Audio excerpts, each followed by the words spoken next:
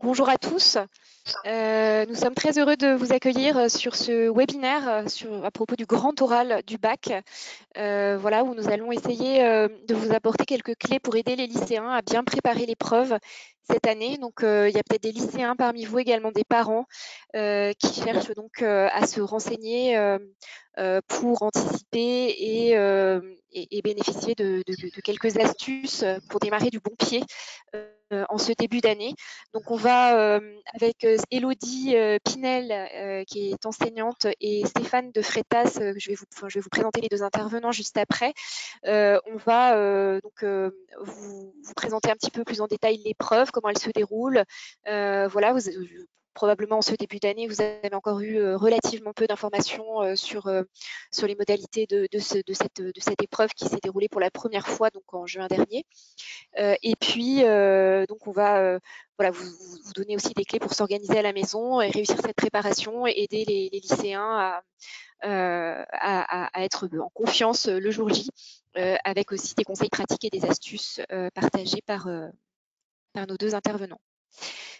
Donc avec nous, Stéphane de Freitas est le concepteur d'Eloquentia et réalisateur du film À voix haute, la force de la parole, que certains ont peut-être visionné. Un film voilà, très, très fort sur la thématique de l'oral. Et puis Stéphane est également auteur de Porter sa voix, le guide du grand oral et le cahier de préparation au grand oral aux éditions Le Robert. Et Élodie Pinel donc, est enseignante en humanité, dans la spécialité humanité, littérature et philosophie en particulier. Et elle est coordinatrice aussi du cahier de préparation au grand oral, créatrice du podcast Passe ton bac français d'abord. Donc pour démarrer, je vais donner la parole tout de suite à Élodie pour rentrer un petit peu dans le détail de cette épreuve et vous brosser un petit peu le scénario de cet examen. Oui, merci. Bonjour à tous. En tant qu'enseignante de spé et professeur principal, bon, j'ai un peu l'impression de faire une réunion parents-prof, mais à distance. On fait un point sur ce grand oral. Vous en avez peut-être déjà des notions.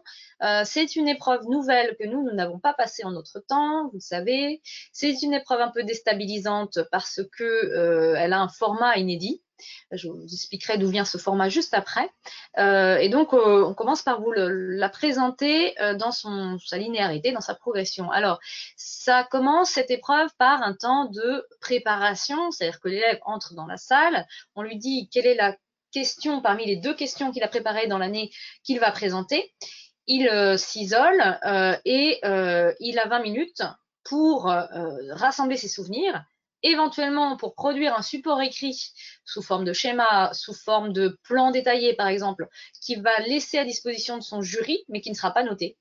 Et quant à lui ou à elle, le ou la candidate se présentera sans note.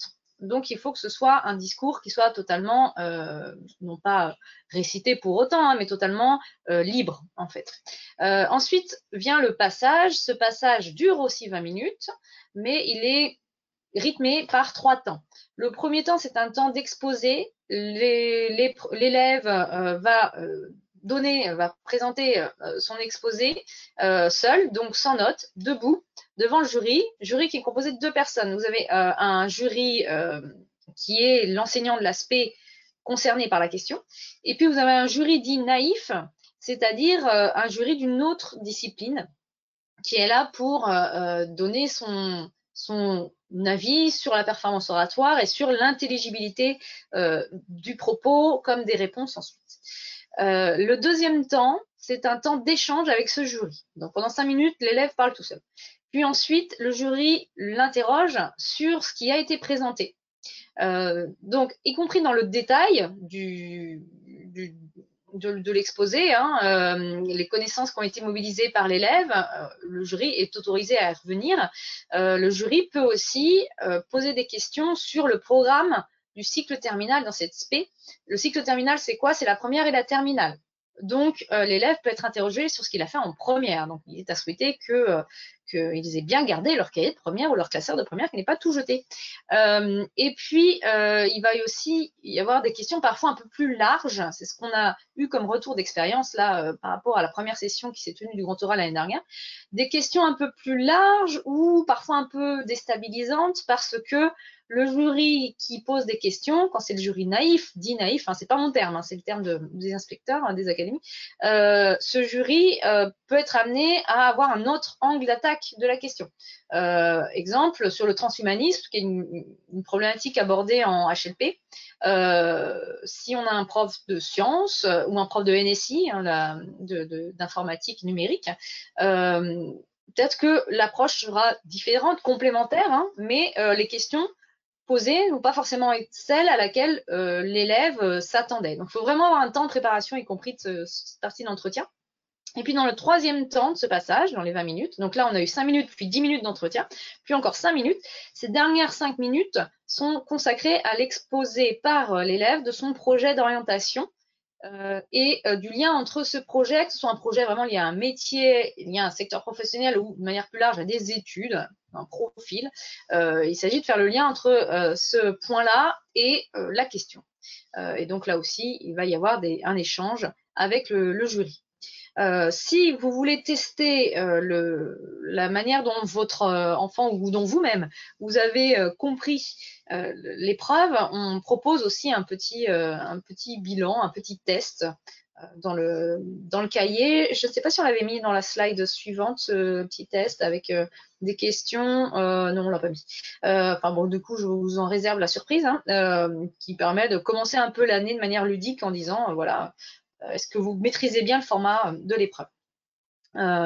Donc, voilà pour ce qui est de la présentation de cette épreuve. Maintenant, sur quoi ça porte et d'où ça vient?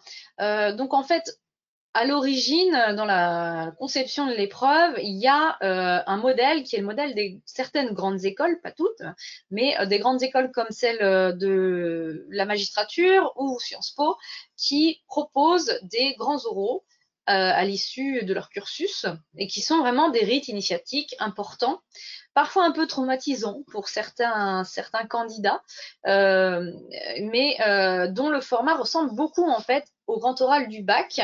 Donc si je lis ici un témoignage d'une étudiante, d'une candidate à l'ENM, donc l'École nationale de la magistrature, donc elle indique: cette épreuve est souvent considérée comme un moment affreux où il s'agit de survivre plutôt que de chercher à briller. Alors rassurez-vous, c'est pas le cas au bac. Cela consiste à faire une mise en situation, répondre en 5 minutes à un sujet de culture générale, puis parlementer autour d'une fiche de personnalité qu'on a soi-même préparée. Ce n'est, alors là, chez eux, c'est pas là-dessus que ça se joue, mais c'est un moment important. Et vous voyez que la structure de l'épreuve est très proche de celle du grand oral de bac, à savoir 5 minutes d'exposé sur un sujet de culture générale. Ça ressemble aussi un peu au concours d'éloquence, comme celle de la conférence Berrier, par exemple, des avocats du barreau de Paris, sauf qu'ils ont des questions absurdes, bien sûr. Et Stéphane sera mieux placé que moi pour parler des concours d'éloquence en général. Mais il y a vraiment l'idée d'une performance oratoire, orale et oratoire, et puis ensuite un échange avec le jury pour tester une autre posture oratoire, celle du répondant en fait, qui est capable d'improviser, de réagir à la surprise ou alors d'approfondir ou encore de se corriger quand on lui indique une petite erreur. Donc ce sont des postures qui sont à travailler, qui ne sont pas évidentes et qui vraiment ne peuvent être réussies que s'il y a un entraînement tout au long de l'année. Pour ce qui est du lien vers le supérieur, donc ces temps d'épreuve, ces critères de notation, ils indiquent aussi, ils amènent à développer des compétences qui vont être utiles pour les élèves de terminale au-delà de la terminale. Si l'origine de l'épreuve, ce sont les études supérieures, l'horizon, ce sont aussi les études supérieures, puisque c'est ce travail de l'oral qui était assez délaissé jusque-là dans le bac, à part en bac de français. Ça va ensuite les servir pour leur concours. D'ailleurs, il y en a certains qui passent déjà dès le mois de mars des concours d'entrée avec Parcoursup pour leurs futures écoles.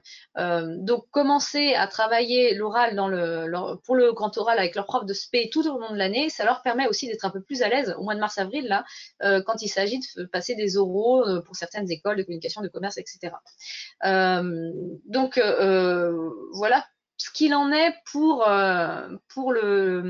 l'esprit de l'épreuve, le lien avec le supérieur. Et vous voyez qu'ici, vous avez des critères de notation donc, qui sont issus du guide du grand oral. Vous l'avez à gauche, là je l'ai en papier, où on est parti de la grille de notation officielle, grille indicative fournie par le ministère, pour essayer de mettre en lien des exercices avec les compétences qui sont demandées, qui sont sanctionnées, évaluées lors de ce grand oral. Et donc, je pense que sur ma présentation de l'épreuve en général, de sa lettre et de son esprit, c'en est bon. Et sur l'importance de l'oral, je passe la main à Stéphane pour ce qui est de l'importance de l'oral dans la construction des élèves au lycée en général et en terminale en particulier. Alors, effectivement, la philosophie de travailler l'oral dans le système éducatif, c'est pas tant l'idée d'en fait de convaincre les élèves qu'il faut devenir maintenant des avocats et c'est pas l'art d'avoir raison à tous les coups. Hein. En rhétorique, on dit qu'il y a une école qui s'appelle le sophisme, qui d'ailleurs avec le temps est devenue presque une critique. Hein. Être sophiste, ça veut dire c'est l'art de réussir à avoir raison à tous les coups. Alors qu'en réalité, le sophisme, c'était pas ça. Je ne vais pas m'égarer, c'était avant tout l'art de réussir à verbaliser des problématiques qu'on rencontrait dans la vie de la cité et de lieu d'en venir aux armes et aux points pour les régler, c'était tout simplement l'art de réussir à verbaliser, discuter, débattre. Et quelque part, il y a une dimension éducative là-dedans. C'est pour ça que aujourd'hui, quand on parle d'oralité, on parle beaucoup d'éloquence, mais en réalité, nous, on parle, et moi je parle à travers nos ouvrages, davantage de prise de parole éducative. Parce que la philosophie, c'est que dans la société, à l'école, on passait, parce que le ratio est en train de basculer, mais on passait à peu près 70% du temps à faire de la prise de notes ou à écrire, et 30% du temps à parler, mais dans une oralité qui était souvent contenue, qui était celle de l'oralité de la récitation. On récitait des poésies, de réciter la leçon, ou de répondre à des choses, une oralité où on reprend le contenu du cours. La place pour l'esprit critique a toujours été là, mais était toujours infime, et la place pour l'affirmation de soi, une oralité de l'affirmation de soi, l'était davantage moins. Dans la vie professionnelle, le ratio s'inverse. On passe 70% du temps à parler et 30% du temps ensuite dans des temps d'écriture. Et donc, ça, l'arrivée du grand oral, c'est une épreuve qui vient, je pense, préparer juste avant de rentrer dans l'enseignement supérieur, mais dans une logique de construction personnelle des élèves, de les préparer en fait à s'affirmer, à verbaliser, à prendre la parole, et donc à faire une prise de parole qui vise à s'entraîner, à s'ouvrir aux autres, à se révéler aux autres, à partager un sujet personnel, à partager aussi une aspiration professionnelle. Hein. La dernière partie de cet oral, c'est 5 minutes au cours de laquelle on doit défendre quelle est notre ambition professionnelle ou une aspiration professionnelle qui va justifier qu'on s'oriente vers tel ou tel cursus académique. Donc, c'est très important, à notre avis, de travailler dès le début d'année la prise de parole éducative, peut-être au début de manière ludique. Dans l'ouvrage, vous verrez qu'on a mis un film qui en général suscite de la motivation, de l'entrain, de l'intérêt pour apprendre à prendre la parole. Et donc de commencer l'année peut-être avec des jeux ludiques, de mise en abîme, qui vont donner envie aux élèves de travailler leur oralité, de travailler cet exposé, avant de peut-être travailler beaucoup plus en profondeur le choix de la question qu'ils vont devoir porter lors du grand oral, le choix de la thématique, aussi de bien travailler la défense de leur projet professionnel et de leur aspiration, de leurs rêves, de ce qu'ils ont envie d'accomplir. Et donc, en ce sens-là, c'est une épreuve qui est nouvelle, mais ce qui est peut-être au moins aussi important, c'est que tout au long de l'année, que les élèves en profitent pour travailler leur confiance en soi à travers la prise de parole et la prise de parole éducative. Voilà. Ouais, je reviens pour peut-être continuer sur le calendrier, les calendriers, les dispositifs et puis les étapes de travail. Donc, les calendriers qu'on vous propose dans le cahier du grand oral, ils sont nombreux et comme ça, ils laissent pas mal de choix aux élèves en fonction de la situation dans laquelle ils se trouvent dans leur établissement. Là, c'est les calendriers qui se trouvent sur la page de droite.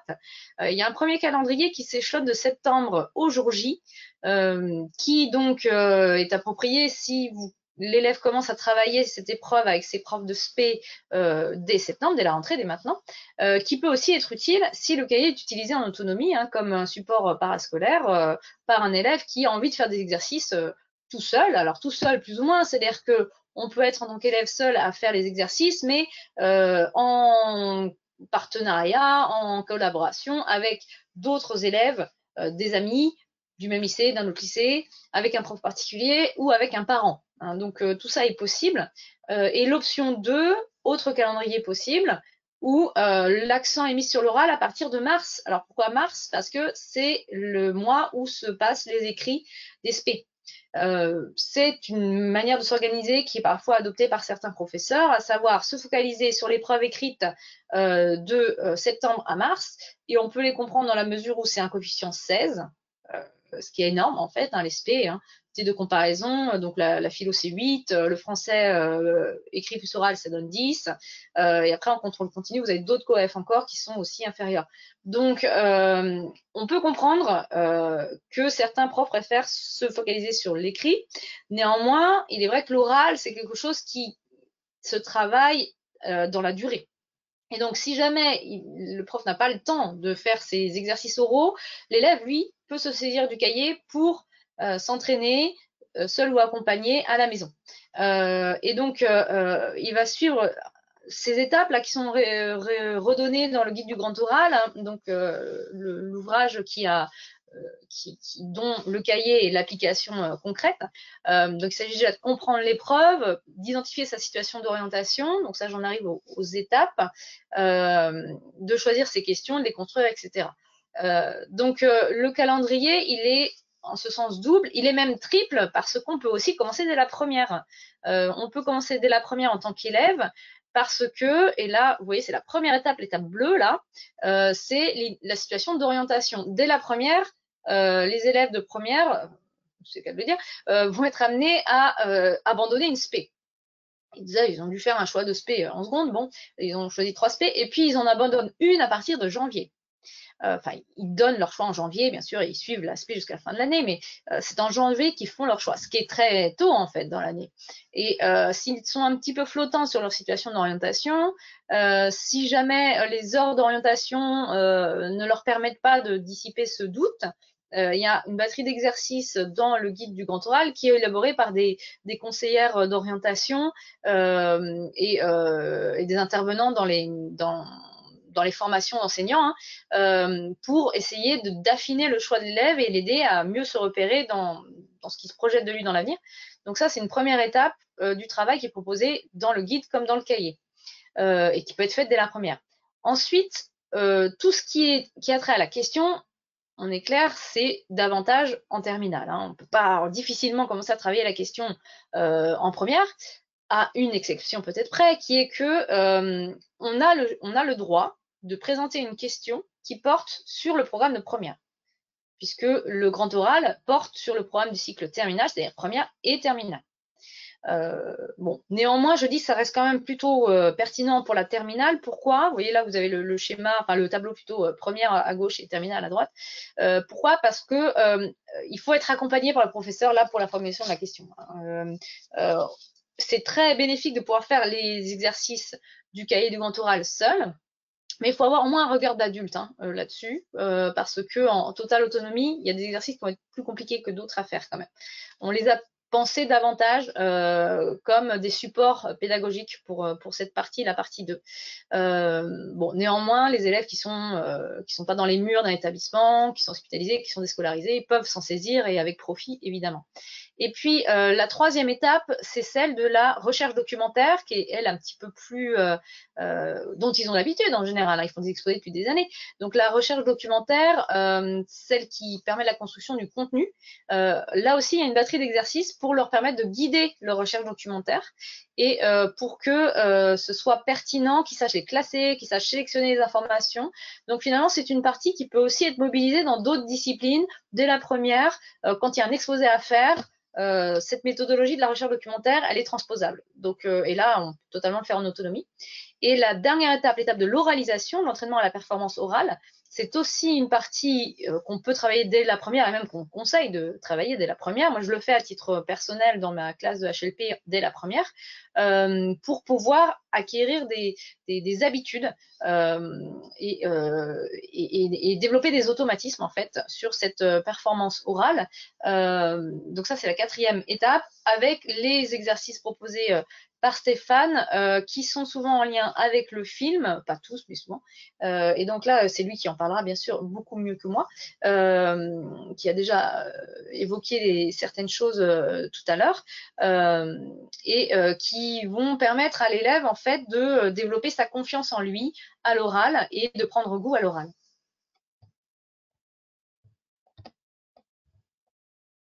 Bon, je te laisse la main, Stéphane, sur cette partie.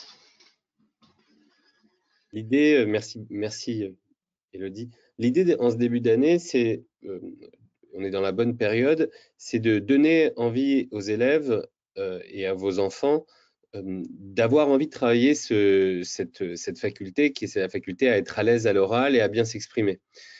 Il y a cette épreuve à la fin qui vaut des points, qui est stratégique, donc ça peut suffire à motiver, mais c'est aussi important de profiter du fait que tout au long de l'année, beaucoup d'enseignants vont leur laisser la place, peut-être en classe, mais peut-être les programmes sont très chargés aussi. Malheureusement, ils n'auront pas le temps de faire des simulations d'entretien, donc aussi de s'entraîner dans la sphère plus privée, soit avec vous, parents, soit avec leurs collègues de classe après les cours.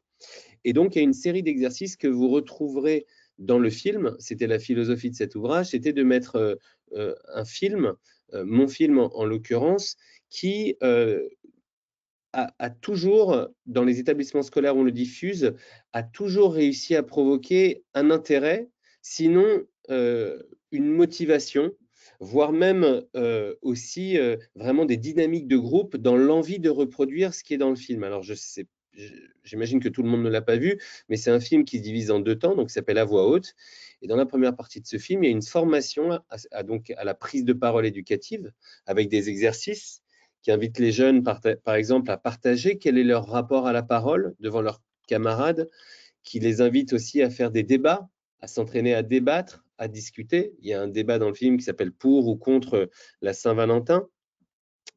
Certains expliquent aussi quel est leur rapport à l'écriture versus l'oralité. Donc, tout autant de choses. Et puis, les élèves ont presque le même âge hein, que les jeunes, que vos enfants qui vont passer le bac. Hein. Ils ont autour de entre 18 et 20 ans, donc ils sont à l'université, mais certains venaient de passer le bac l'année dernière. Donc, il y a une capacité à s'identifier. Et le film, vraiment, peut permettre de créer cette motivation. Chez les enfants les plus inhibés, les plus timides, dans le film, il y a aussi des élèves inhibés et timides et qui finissent par se dépasser, par se surpasser et à s'ouvrir. Donc, c'est à la portée de tout le monde. Et donc, c'est aussi une bonne manière d'aller puiser dans des exercices qu'il y a dans le film hein, qui sont facilement reproduisibles. Il y a aussi des exercices qui sont dans le travail de verbalisation, mais peut-être qu'Élodie, j'en parlerai un peu plus loin, tout un tas de petits tips et de petits exercices qui peuvent reproduire à la maison devant un miroir pour la gestuelle, de bien se tenir. Un exercice aussi, je vous y encourage, de filmer vos enfants lorsqu'ils simuleront leur exposé ou feront des exercices très importants, la vidéo à la maison, de pouvoir filmer votre enfant et avec lui de débriefer, qu'il puisse se rendre compte aussi de de comment il se tient à l'oral et de ses éventuels bégaiements, de ses tics de langage. Voilà, tout un tas d'exercices qui sont faisables dans la salle de classe, évidemment, mais aussi en dehors, avec quelques camarades de classe et évidemment aussi en famille. J'en profite juste pour inviter les participants à ne pas hésiter à poser des questions dans le chat au fil de la présentation, parce qu'on gardera un temps d'échange à la fin où on pourra répondre aux questions que vous auriez. Voilà, et auxquelles Stéphane et Élodie n'auraient pas répondu au fil de ce webinaire. Je laisse Élodie reprendre ensuite. Oui, alors on arrive vers la fin de cette présentation à proprement parler. Mes conseils en tant que professeur pour la préparation du grand oral, en lien avec toutes les réflexions qu'on a faites, qu'on a conduites l'année dernière lors de la préparation de ce cahier, lors de l'élaboration du cahier, c'est que c'est quelque chose qui est d'autant plus intéressant, qui est d'autant plus probant qu'on en voit l'intérêt en fait et que on s'investit dans ce travail. Alors en effet, la dimension ludique elle est importante, mais c'est pas la seule. Je vais peut-être développer à titre anecdotique mon parcours à moi, c'est-à-dire que j'étais plutôt dans les timides, moi, plutôt dans les inhibés, à tel point que lorsque j'étais admissible au concours d'enseignement au tout début, quand j'avais 24 ans, ça a été une catastrophe. J'ai pas été reçue. Hein.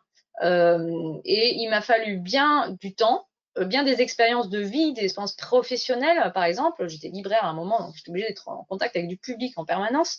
Faire du théâtre, je me suis forcée à faire du théâtre, faire du chant. Tout ça pour me sentir mieux, savoir poser ma voix, ne plus penser à mon corps quand je parle. Et c'est vrai que les étapes décisives de ce parcours qui a été long, hein, et puis je suis loin d'être encore aujourd'hui totalement à l'aise ou sans défaut là-dessus. Ce parcours, il a été décisif dans certains exercices qu'a cité Stéphane, le fait de se filmer, le fait de s'enregistrer et de s'écouter. Ce sont des choses, en fait, dans lesquelles vous pouvez accompagner vos enfants. Alors, ils sont pas toujours très réceptifs à cet âge-là aux aides des parents, mais sans être celui qui les fait répéter à proprement parler, vous pouvez être celui ou celle qui contrôle que les choses sont faites, qui de temps en temps dit où tu en es, pas forcément avec le crayon dans la main pour cocher les cases, mais en disant alors ce serait quoi ta question de grand oral, t'as pensé à quoi, qu'est-ce qui t'intéresse, est-ce que t'as envie qu'on fasse une sortie par rapport à ça, s'il y a déjà une idée. Parfois certains sont déjà hyper enthousiastes sur un truc, sur un sujet, les accompagner dans cette recherche documentaire qui peut être vraiment concrète, qui peut être pratique, plutôt que d'être toujours à les renvoyer à leur bureau, à leur chambre et leur dire va travailler et puis je contrôlerai si c'est bien fait. Il y a manière aussi d'y prendre plaisir, vous. Et rien que dans l'échange que vous allez pouvoir instituer avec votre enfant sur là où il en est, comment il se projette, vous allez voir et vous allez pouvoir lui faire un retour sur la précision du vocabulaire, la profondeur de ce qu'il vous indique et l'encourager et le féliciter par ce biais-là.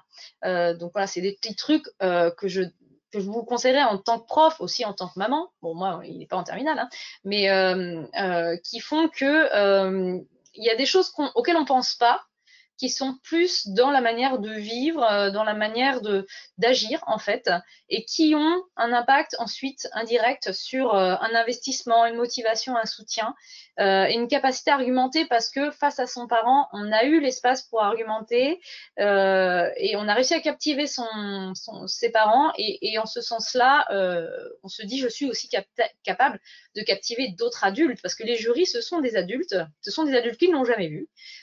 Qui seront plus ou moins bien lunés le jour J, donc qui peuvent déstabiliser en faisant rien comme en faisant quelque chose sur lequel on va projeter nos peurs. Et je pense qu'il y a aussi ce travail du rapport à l'adulte qui est intéressant à désamorcer ou à faire avancer dans la relation entre parents et enfants. Et pour ce qui est des petits trucs pour à la maison augmenter la confiance en soi de ces élèves, de ces candidats, je laisse donc pour finir la main à Stéphane.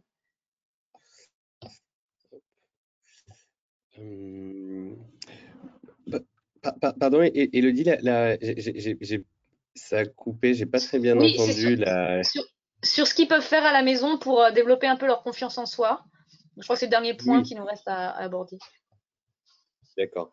Alors, sur les exercices de développement de confiance en soi à la maison, il faut avoir en tête une chose, c'est que la verbalisation, c'est en fait le partage face à des camarades. C'est-à-dire que même les élèves les plus timides, les plus inhibés, s'ils se mettent devant un miroir, c'est la première étape, hein. Alors, ça peut être un peu déstabilisant déjà de se voir quand on est très inhibé, mais je dirais que la première étape, c'est de réciter son discours devant un miroir. On va prendre les cas de figure des élèves les plus timides, parce que quand on ne l'est pas, a priori, parler devant un miroir, ça ne pose pas de souci. Mais c'est de se voir, et un miroir, c'est un effet un peu drôle, c'est qu'on a vraiment le sentiment parfois de se sentir observé. Alors ça peut être un peu déstabilisant, mais c'est déjà la première étape, c'est de réciter ses discours quand on verbalise devant un miroir. Voilà.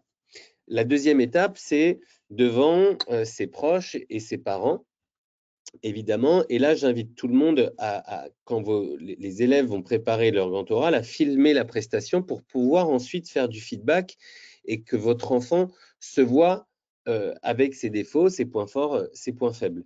Et enfin, je dirais que la dernière étape à faire à la maison en perspective du grand oral, c'est de lui faire des petits auditoires, on va dire, vers la fin, et de s'entraîner à parler peut-être devant 5, 6, 7, même 10 personnes si possible, parce que, en fait, plus il y a de monde, plus il y a des regards rivés sur soi, plus on peut travailler la confiance en soi, supporter le regard des autres et gagner confiance en soi. Voilà, donc ça, c'est, on va dire, de manière générique, de manière globale, c'est comme ça qu'il faut préparer la répétition des grands oraux, des oraux, hein, notamment pour travailler ça. Et puis, il y a des petits exercices ludiques, hein, parce que ça, c'est dans la préparation, on va dire, du grand oral. Quand déjà ils ont leur exposé, quand ils le connaissent par cœur, quand il faut le répéter et s'entraîner à l'oraliser, à le verbaliser, à avoir la pression de regard qui porte sur soi. Mais en début d'année, on peut faire des petits exercices bien connus ou des petits tips comme ça, des exercices très connus en matière de rhétorique. Donc, il y a par exemple s'entraîner à discourir, à parler avec un crayon dans la bouche. Donc, on peut faire des petits jeux. Hein. Quel est, par exemple, présente ton joueur de football préféré avec un stylo dans la bouche pendant 3 minutes. Parle-nous de ton rêve le plus fou. Quel personnage de fiction tu aimerais être? Voilà, donc en le faisant avec un crayon dans la bouche, ou aussi s'entraîner à faire des petits discours de 2-3 minutes en répondant aux questions dont je viens de parler. Hein. Par exemple, moi, président de la République, quelles sont les 3 réformes que je passerais si j'étais président de la République? Donc, plein de petits jeux que vous retrouverez soit dans le guide du grand oral, mais aussi dans Porter sa voix, qui sont des exercices de prise de parole éducative qui permettent de prendre goût, qui sont aussi des jeux. Hein. À la maison, parfois, on joue au jeu du loup-garou. On peut jouer, en fait, on peut prendre des petits exercices de prise de parole éducative qui sont très ludiques, qui portent pas forcément sur la matière et le choix de l'exposé choisi, mais qui vont permettre d'apprendre à verbaliser, à parler de soi, à s'affirmer, à s'exprimer. Voilà. La limite, on va dire, de l'exercice, parce qu'il y a forcément une limite, c'est qu'il n'y a rien de plus dur de parler devant des gens qu'on ne connaît pas ou qu'on connaît moins ou qu'on connaît peu. Dans une salle de classe, on connaît les collègues, mais il y en a dont on est plus ou moins proche.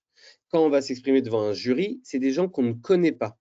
Donc, l'idéal dans la sphère personnelle, si vous voulez vraiment, dans la simulation finale, réussir à faire travailler vos enfants en circonstances réelles, c'est de trouver, on va dire, sur une après-midi, un dimanche après-midi, alors ça peut être même un voisin, un collègue de travail que vous auriez, hein, voilà, et de faire des simulations avec des personnes qui n'ont pas l'habitude de faire et qui sont susceptibles de renvoyer les balles, hein, sur son exposé. Ça, c'est vraiment intéressant, hein, mais ce n'est pas toujours simple à organiser. Mais si vous avez l'occasion, lors de la simulation de l'épreuve finale, dans la sphère personnelle, de les mettre ensuite, hein, en circonstances réelles, c'est-à-dire qu'il y ait 2 ou 3 personnes qu'ils ne connaissent pas ou dont ils ne sont pas forcément proches, des amis à vous, des collègues de travail, une personne dans le quartier, mais qui n'ont pas pour habitude de côtoyer et qui soient devant eux, là, on travaillera des sentiments ou les mêmes sensations qu'ils auront le jour de l'épreuve, à savoir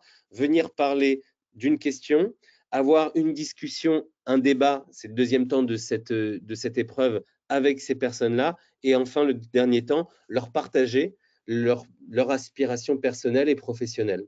Voilà les conseils, outre tous les petits exercices ludiques dont je viens de parler, que vous retrouverez dans l'ouvrage, voilà, et des petites techniques, par exemple la ponctuation du silence, c'est l'art d'apprendre à s'exprimer en remplaçant les virgules que l'on aurait à l'écrit par une seconde de pause à l'oral, et le fait de marquer les points finaux par 2 secondes de pause.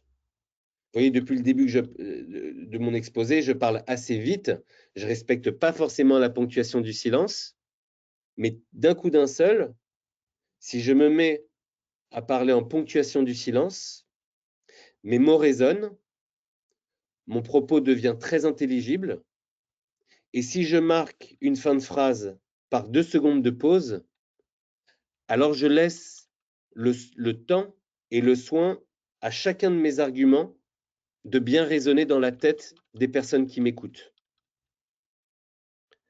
Ça ne veut pas dire qu'il faut faire tout son exposé sur cette fréquence-là, mais ça veut dire que si à un moment donné on veut être intelligible, faire respirer les oreilles des gens qui nous écoutent et leur permettre de bien suivre le fil, il faut passer par la ponctuation du silence. Et ensuite, on peut redynamiser à un moment donné sa prise de parole, accélérer à nouveau pour lui donner une dynamique, mais il ne faut pas exagérer non plus, et à un moment donné, il faudra forcément revenir par la ponctuation du silence pour retrouver cette fréquence refuge et médiane. Voilà, donc ça, s'entraîner par exemple à la ponctuation du silence, on peut le faire à la maison typiquement. Voilà, c'est tout pour moi. Alors, est-ce qu'on passe aux questions peut-être S'il y en a, je ne sais pas s'il y en a. Oui, la première question, c'est une demande pour savoir si les démarches concernant l'oral concernent aussi les lycées de mission étrangère, les missions françaises, pardon, à l'étranger. C'est une bonne question à laquelle je n'ai pas la réponse. On va se renseigner. Je pense qu'il sera assez facile d'obtenir la réponse, mais je préfère rien dire que dire des bêtises. Hein. Normalement, à l'étranger, on a les mêmes formats d'épreuves, hein, peu de choses près, mais il est vrai que là, comme on est encore sur un nouveau bac, j'ai pas eu la curiosité de demander, mais je peux avoir très vite la réponse, il n'y a pas de problème là-dessus. On a la question de l'orientation également, peut-être pour Élodie, voilà, pour un enfant qui n'a aucune idée d'orientation là à cette rentrée. Comment peut-il se repérer? Comment peut-il avancer pour définir sa question Oui, alors ça, je vais vous montrer peut-être dans le truc, dans la version papier, je ne sais pas si on va retrouver la slide, mais toute la première épreuve, hop, voilà, je fais le point, c'est que sur l'orientation. Donc il y a 20 pages, même un peu plus, 25 pages, essentiellement sur l'orientation en fait. Hein. Et à la fin, on a un bilan qui permet de voir si on a bien fait son bilan personnel, si on a complété le tableau mon métier, etc. Bon, alors ça semble, on a l'impression que ça va être une redondance par rapport à ce qui a pu être fait en heure d'orientation, mais en réalité non, parce que là, c'est un cahier dans lequel on garde la trace des exercices qu'on a fait. Moi et mes études, ma stratégie Parcoursup. Parfois, quand on n'a pas d'idée par rapport à un métier en particulier ou un secteur professionnel en particulier, ce qui est intéressant de faire, c'est justement de prendre les choses différemment, se dire, bon, j'ai choisi ces SP, parce que là, au lycée, il y a forcément normalement des choix de SP qui ont déjà été engagés. Pourquoi j'ai choisi ces SP? Qu'est-ce qu'il y a d'intéressant? C'est des exos qu'on propose. Hein. Qu'est-ce qui m'a intéressé dans ces SP? En quoi est-ce que ces SP conduisent vers tel ou tel secteur professionnel? Parce qu'un choix a déjà été fait en fait. Il y a juste à en prendre conscience quelque part et à réussir à réduire un petit peu le champ en disant si j'ai fait HLP plus SES, c'est que j'ai pas le même profil que celui qui a fait maths et physique. voilà, à l'évidence. Donc, qu'est-ce qui m'a intéressé dans ces matières? Est-ce que c'est la réflexion? Est-ce que c'est le lien avec des sujets de société? Est-ce que c'est un engagement citoyen que j'ai envie de développer? Comment je me positionne? Et il y a aussi toutes les questions de qu'est-ce qu'on attend de moi? Quels sont mes centres d'intérêt? Mais aussi comment je me représente moi-même. Donc, il y a une question, il y a une action là, inventer le monde de demain sur l'avenir du travail, où ils sont obligés de s'interroger sur leur représentation du monde du travail, leur représentation d'eux-mêmes dans un contexte professionnel. Et ça, c'est vraiment des exercices, le mois président dont a parlé aussi Stéphane, qui permet de travailler sur l'oralité et sur l'orientation. C'est différentes manières d'aborder la question qui permettent parfois de débloquer certains élèves qui, quand on leur dit déjà avenir, ça y est, il n'y a plus rien, c'est blackout. Et quand on leur dit avenir professionnel, alors là, c'est le grand stress et qui se bloque encore davantage. Donc, on propose un certain nombre d'exercices pour débloquer tout ça. On nous demande des exemples aussi de questions, peut-être. Alors, c'est pas possible là de lister toutes les spécialités, mais évidemment il y a des exemples dans les ouvrages, et puis il y a aussi énormément d'exemples sur le site là que vous avez à l'écran, grand-oral.lerobert.com. Mais peut-être, Élodie, au moins dans votre spécialité, est-ce que vous auriez des exemples de sujets? Oui, alors c'est vrai que la question des questions, si on peut dire ça comme ça, elle nous a beaucoup travaillé quand on a conçu alors déjà le guide, si je me rappelle bien, on avait déjà quand on a fait ça, hop, j'ai un problème de caméra donc j'arrive pas trop à l'orienter. Et puis ensuite, pour ça, on a voulu vraiment proposer pas des questions modèles, hein, mais des pistes de questions, 2 questions par chapitre, par année et par spé. Donc, ça nous a demandé un gros travail. Et ça, ce sont des ressources qui sont sur le web, hein, qui sont numériques, donc sur le site compagnon grand-oral lerobert.com. Les questions, moi, dans ma discipline, en HLP, donc elles sont articulées à des chapitres. Hein. Ça aussi, il faut que les élèves en aient conscience. Ça restreint leur champ, mais en même temps, ça leur permet de ne pas partir totalement dans n'importe quoi et d'avoir des pistes quand même. Donc, si on prend en terminale le premier thème qui porte sur la recherche de soi, le premier chapitre, c'est éducation, transmission, émancipation.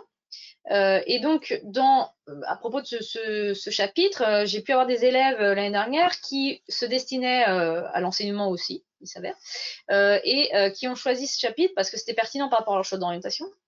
Alors, il pouvait y avoir des gens qui voulaient être enseignants, comme éducateurs, comme psychomotriciens, enfin, il y a tout type de vocations, hein, et qui se sont demandé en quoi est-ce que alors c'était en lien avec l'oralité aussi, le corps est engagé dans la transmission professorale. À quoi sert le corps des professeurs, hein. Donc ça, c'est un type de question. On a pu aussi travailler en première dans le chapitre L'homme et l'animal sur le droit des animaux. On peut orienter une question de manière un peu polémique, on va dire, en disant faut-il manger les animaux? Bon, ça, c'est même une question un peu classique en philosophie, hein, mais donc là, on pourra mobiliser des philosophes du XVIIe, des philosophes contemporains, des textes littéraires, si on n'est que dans l'aspect HLP. Et puis certains ou certaines ont choisi de traiter leurs questions de manière transversale en associant, par exemple, la LLCE anglais, donc la langue et littérature anglais. Et donc là, il y a une partie de l'exposé qui était faite en anglais, mais il y avait aussi des exemples qui étaient tirés de philosophes anglais, de romans anglophones, enfin anglais ou américain, hein, en tout cas de langue anglaise. Et donc c'est comme ça qu'on construit aussi une question transversale. C'est vrai que les spé de langue s'y prêtent assez bien. Le programme en plus d'anglais est très proche du programme de HLP. Donc ça c'est pour un peu je prêche pour ma paroisse, mais au-delà de ça, il peut y avoir des choses très intéressantes en croisant la NSI et les maths. Sur des cas concrets d'application de l'intelligence artificielle, par exemple.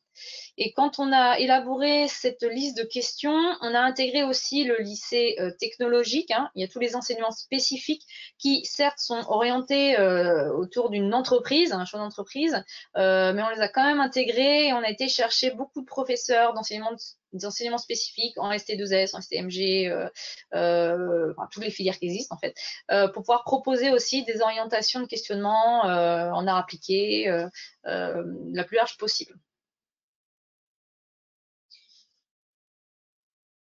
J'espère que ça répond à la question.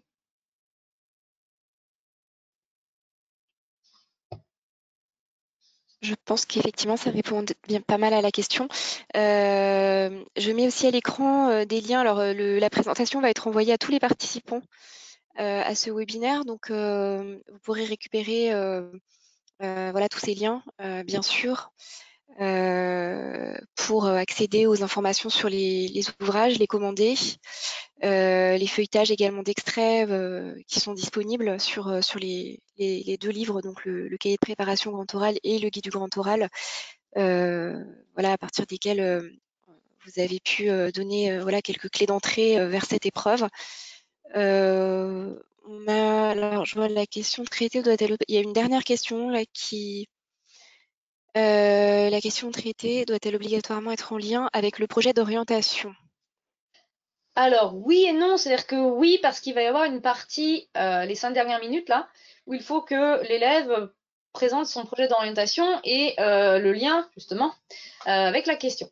Non, de manière, enfin, si on raffine un peu, c'est-à-dire que on peut très bien dire cette question est liée au choix de ma spé, et c'est le choix de ma spé, en fait, qui est lié à mon projet d'orientation.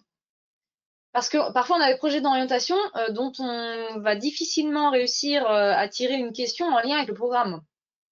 Donc, dans ces cas-là, on passe par les SP, par le choix des SP, en disant j'ai choisi cette SP parce que cette SP va me permettre, et là, forcément, c'est cohérent vu qu'ils choisissent leur SP pour Parcoursup. Hein. Donc, ce choix de SP me permet de m'orienter vers telle étude et donc vers tel métier ensuite.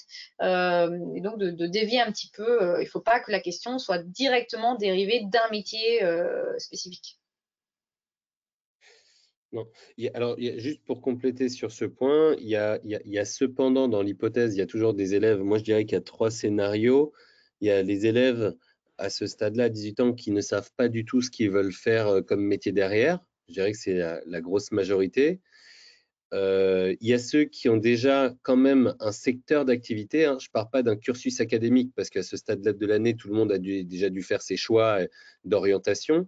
Mais certains ont déjà un choix du secteur d'activité et d'autres, un cas beaucoup plus rare, hein, c'est le cas, moi j'ai déjà vu quand on formait même au collège ou souvent au lycée, quand on intervient dans les établissements scolaires, des élèves qui vous disent bah, « moi je veux être avocat fiscaliste